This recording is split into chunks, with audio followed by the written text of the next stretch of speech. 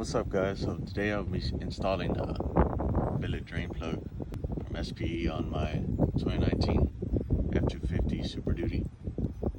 As you know, the plastic going on this fuel housing here is a common issue with breaking. So what you want to do is get yourself a bucket, start draining it, let it all drain out. And now that you have it all drained, you just want to go ahead and grab it, pull it out, just like that, and grab your new billet drain plug and install it.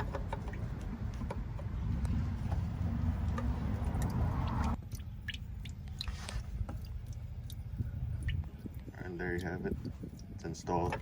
Just go ahead and twist it. Make sure it locks in place.